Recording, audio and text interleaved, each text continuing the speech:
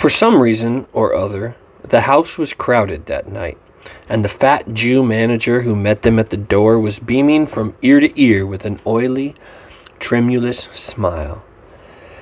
He escorted them to their box with a sort of pompous humility, waving his fat, jeweled hands and talking at the top of his voice. Dorian Gray loathed him more than ever. He felt as if he had come to look for Miranda and been met by Caliban. Lord Henry, upon the other hand, rather liked him.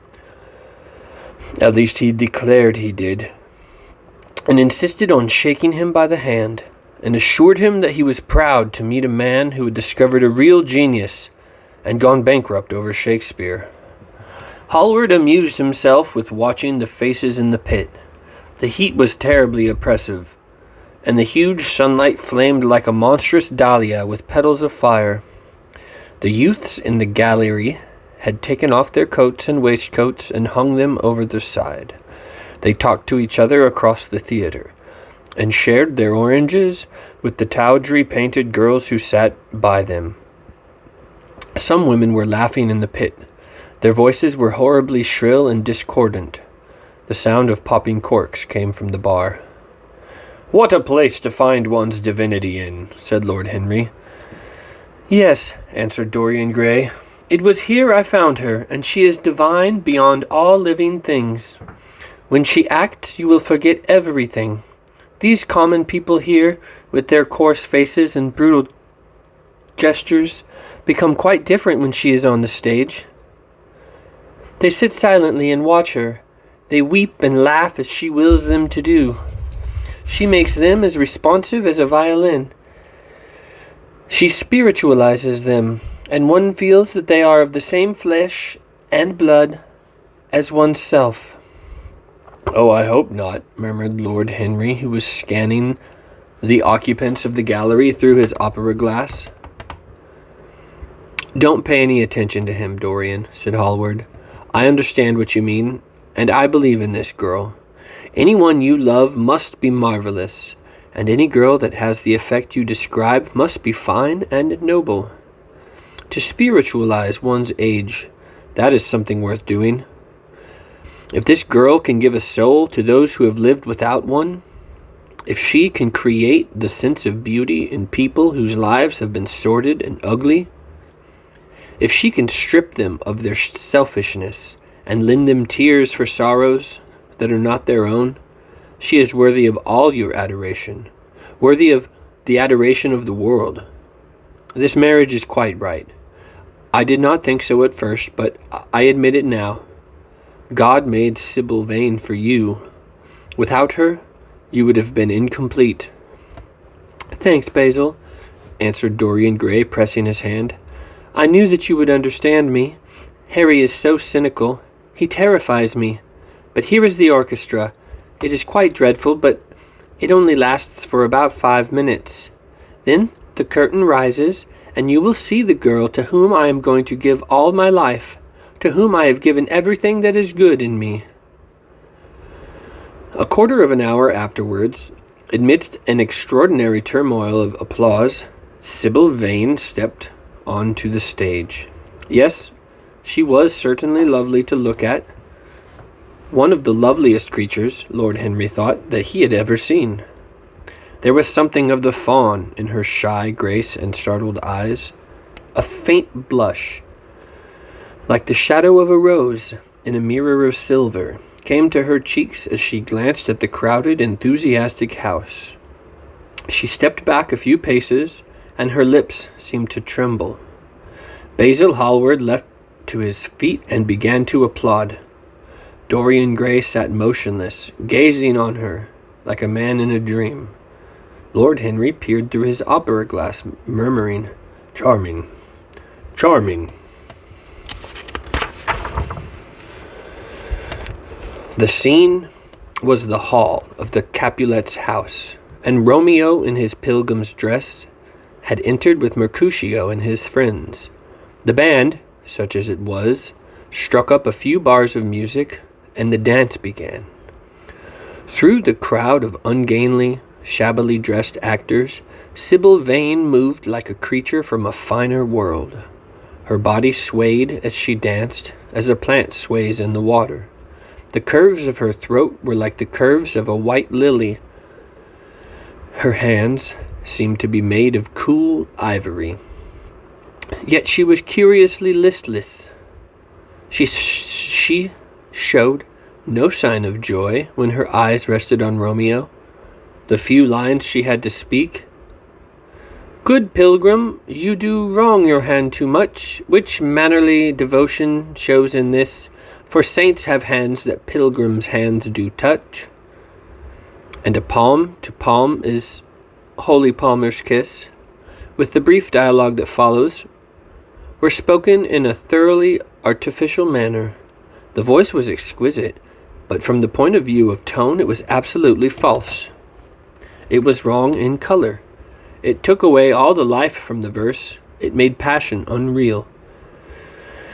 Dorian Gray grew pale as he watched her. Neither of his friends dared to say anything to him. She seemed to them to be absolutely incompetent. They were horribly disappointed. Yet they felt that the true test of any Juliet is the balcony scene of the second act. They waited for that. If she failed there was nothing in her. She looked charming as she came out in the moonlight. That could not be denied, but the staginess of her acting was unbearable and grew worse as she went on. Her gestures became absurdly artificial. She overemphasized everything she had to say.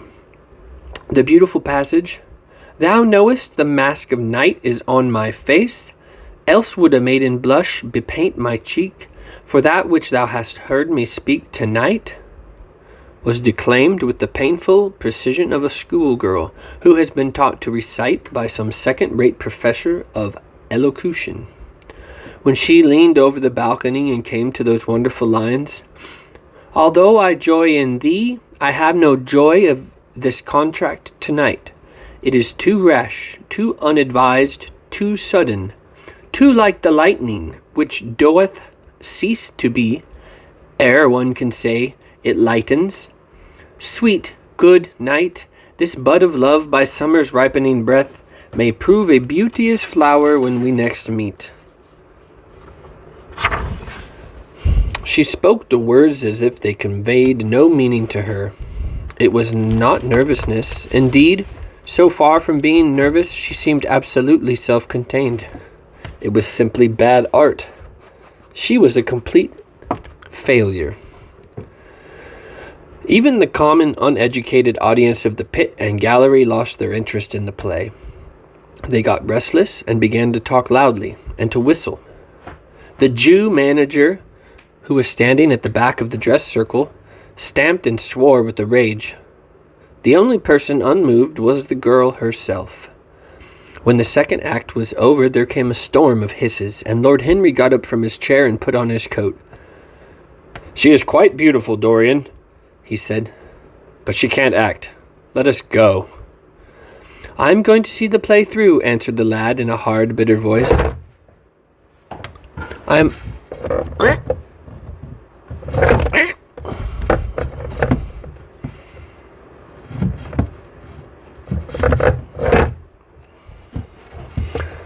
going to see the play through.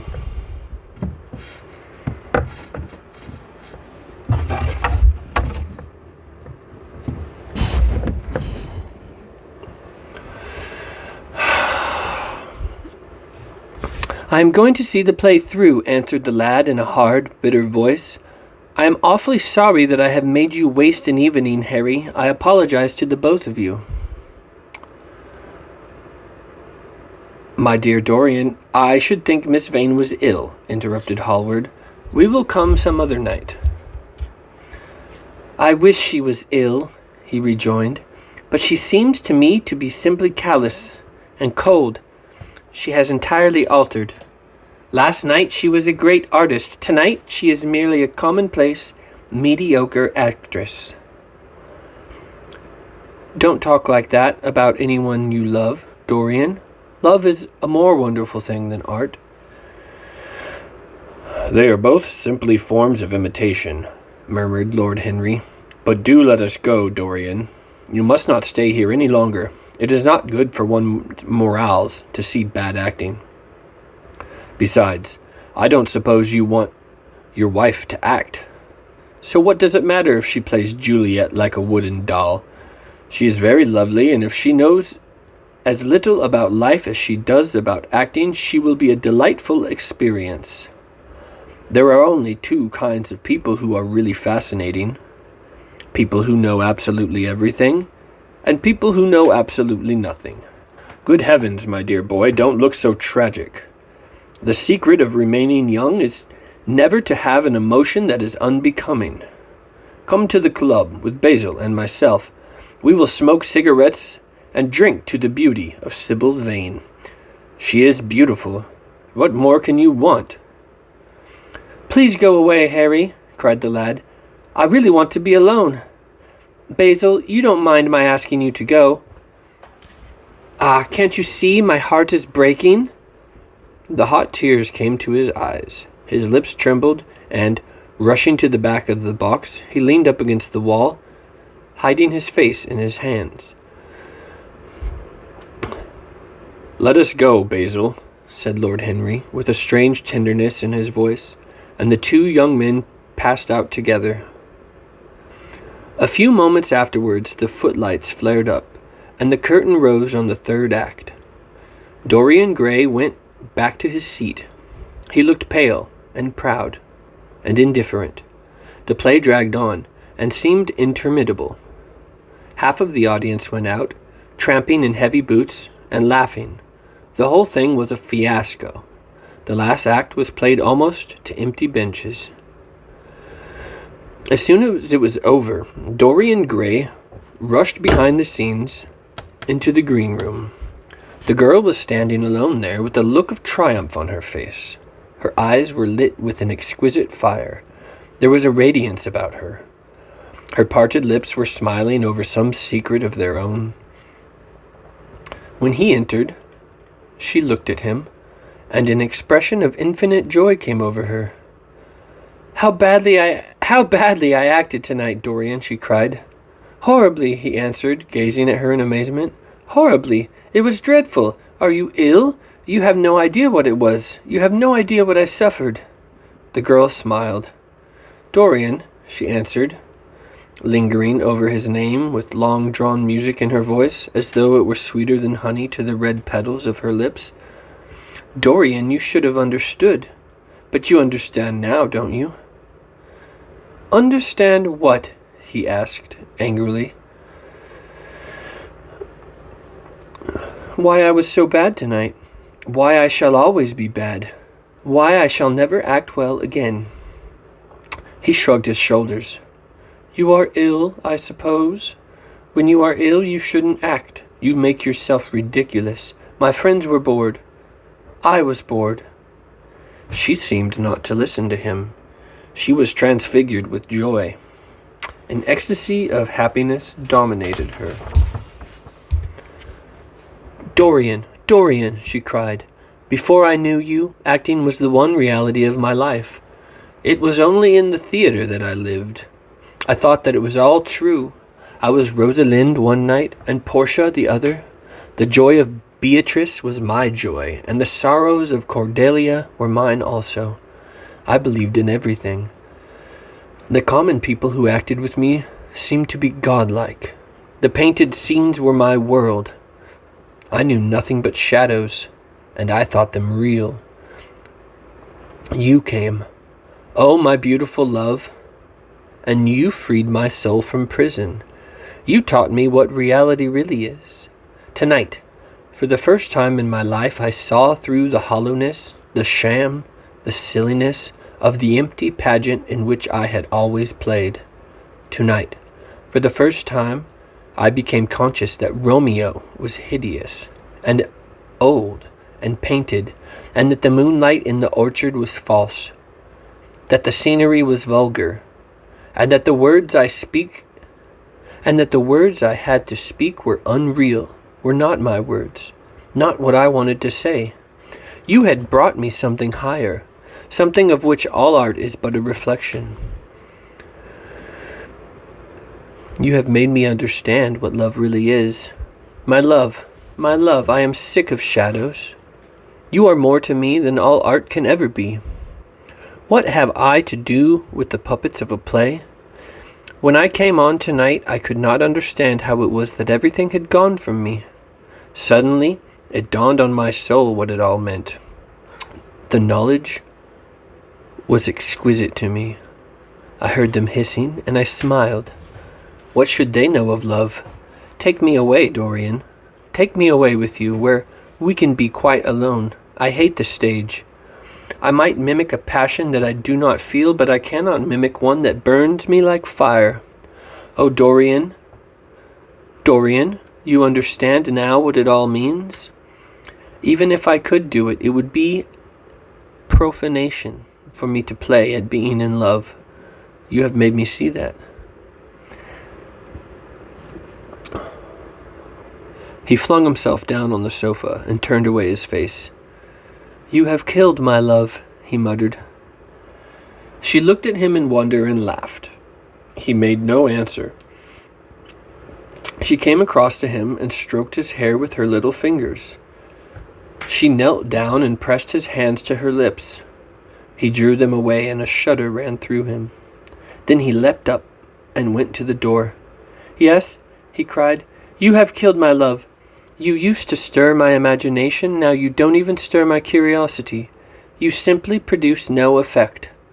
I loved you because you were wonderful, because you had genius and intellect, because you realized the dreams of great poets and gave shape and substance to the shadows of art.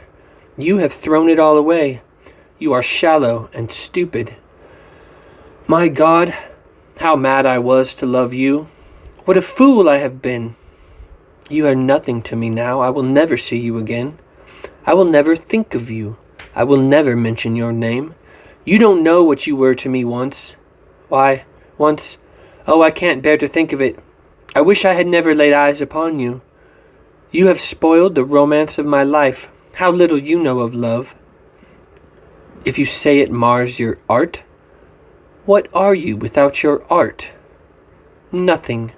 I would have made you famous, splendid, magnificent. The world would have worshipped you, and you would have belonged to me. What are you now? A third-rate actress with a pretty face. The girl grew white and trembled. She clenched her hands together, and her voice seemed to catch in her throat. You are not serious, Dorian, she murmured. You are acting. Acting? I leave that to you. You do it so well, he answered bitterly. She rose from her knees and, with a piteous expression of pain in her face, came across the room to him. She put her hand upon his arm and looked into his eyes. He thrust her back. Don't touch me, he cried. A low moan broke from her, and she flung herself at his feet and lay there like a trampled flower. Dorian, don't leave me, she whispered. I am so sorry I didn't act well. I was thinking of you all the time, but I will try.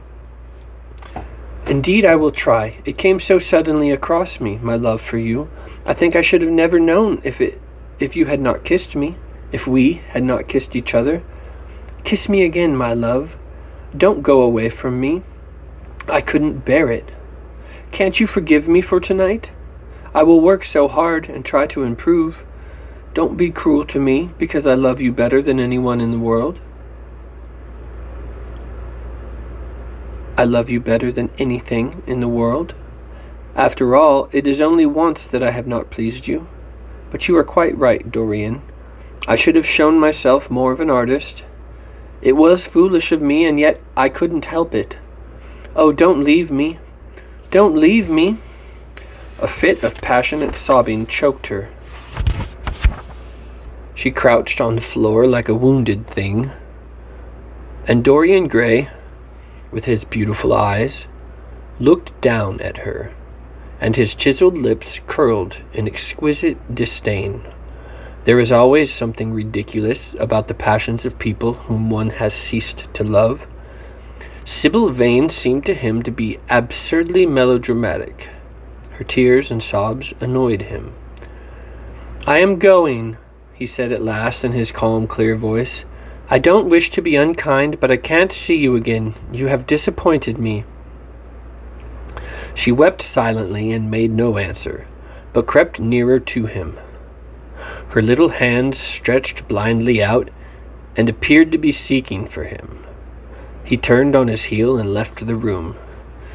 In a few moments he was out of the theater. Where he went to, he hardly knew. He remembered wandering through dimly lit streets with gaunt, black, shadowed archways and evil-looking houses. Women with hoarse voices and harsh laughter had called after him.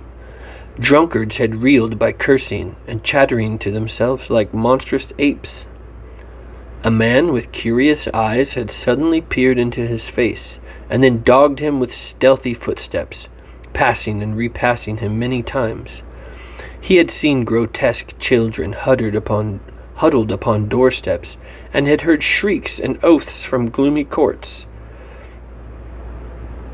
When the dawn was just breaking, he found himself at Covent Garden. Huge carts filled with nodding lilies rumbled slowly down the polished, empty street. The air was heavy with the perfume of the flowers, and their beauty seemed to bring him an anodyne for his pain. He followed into the market and watched the men unloading their wagons. A white-smocked carter offered him some cherries. He thanked him, wondered why he refused to accept any money for them, and began to eat them listlessly. They had been plucked at midnight, and the coldness of the moon had entered into them. A long line of boys carrying crates of striped tulips and of yellow and red roses defiled in front of him, threading their way through the huge jade-green piles of vegetables. Under the portico, with its gray sun-bleached pillars, loitered a troop of draggled, bare-headed girls, waiting for the auction to be over. After some time, he hailed a hansom and drove home. The sky was pure opal now, and the roofs of the houses glistened like silver against it. As he was passing through the library towards the door of his bedroom,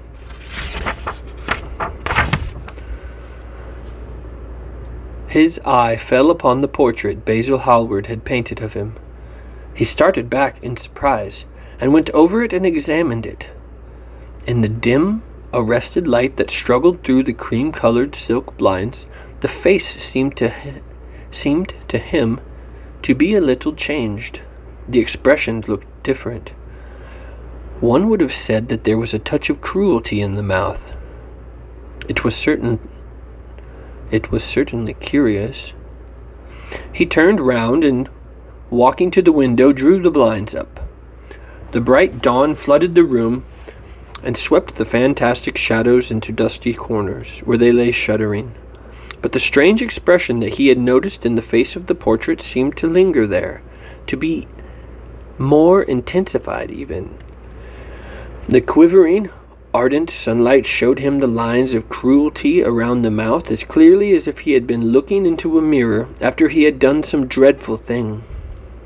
He winced, and taking up from the table an oval glass framed in ivory cupids that Lord Henry had given him, he glanced hurriedly into it. No line like that warped his red lips. What did it mean? He rubbed his eyes and came close to the picture and examined it again. There were no signs of any change when he looked into the actual painting, and yet there was no doubt that the whole expression had altered. It was not a mere fancy of his own. The thing was horribly apparent. He threw himself into a chair and began to think. Suddenly, there flashed across his mind what he had said in Basil Hallward's studio the day the picture had been finished. Yes, he remembered it perfectly. He had uttered a mad wish that he himself might remain young, and the portrait grow old, that his own beauty might be untarnished, and the face of the canvas bear the burden of his passions and his sins, that the painted image might be seared with the lines of suffering and thought, that he might keep all the delicate bloom and loveliness of his then just conscious boyhood. Suddenly, surely his prayer had not been answered. Such things were impossible. It seemed monstrous even to think of them, and yet there was the picture before him, with the touch of cruelty in the mouth. Cruelty? Had he been cruel? It was the girl's fault, not his. He had dreamed of her as a great artist, and had given his love to her because he had thought her great. Then she had disappointed him. She had been shallow and unworthy, and yet a feeling of infinite regret came over him as he thought of her lying at his feet, sobbing like a little child. He remembered with what callousness he had watched her. Why had he been made like that? Why had such a soul been given to him? But he had suffered also. During the 3 hours that the play had lasted, he had lived centuries of pain, eon upon eon of torment. His life was well worth hers. She had married him for a moment, if he had wounded her for an age. Besides, women were better suited to bear sorrow than men. They lived on their emotions. They only thought of their emotions. When they took lovers, it was merely to have someone with whom they could have scenes. Lord Henry had told him that, and Lord Henry knew what women were. Why should he trouble about Sybil Vane? She was nothing to him now. But the picture. What was he to say of that? It held the secret of his life and told his story. It had taught him to love his own beauty. Would it teach him to loathe his soul? Would he ever look at it again? No. It was merely an illusion wrought on troubled senses. The horrible night that he had passed had left phantoms behind it. Suddenly there had fallen upon his brain that tiny scarlet speck that makes men mad. The picture had not changed. It was folly to think so. Yet it was watching him, with its beautiful marred face and its cruel smile. Its bright hair gleamed in the early sunlight. Its blue eyes met his own. A sense of infinite pity, not for himself, but for the painted image of himself, came over him. It had altered already, and it would alter more. Its gold would wither into gray. Its red and white roses would die. For every sin that he committed, a stain would fleck and wreck its fairness. But he would not sin. The picture, changed or unchanged, would be to him the visible emblem of conscience. He would resist temptation. He would not see Lord Henry any more, and would not, at any rate, listen to those subtle poisonous theories that in Basil Hallward's garden had first stirred within him the passion for impossible things. He would go back to Sybil Vane, make her amends, marry her, try to love her again. Yes, it was his duty to do so. She must have suffered more than he had. Poor child, he had been selfish and cruel to her. The fascination that she had exercised over him would return. They would be happy together. His life with her would be beautiful and pure. He got up from his chair and drew a large screen right in front of the portrait, shuddering as he glanced at it. How horrible, he murmured to himself, and walked across to the window and opened it. When he stepped out on the grass, he drew a deep breath. The fresh morning air seemed to drive away all his somber passions. He thought only of Sybil Vane. A faint echo of his love came back to him. He repeated her name over and over again. The birds that were singing in the dew-drenched garden seemed to be telling the flowers about her.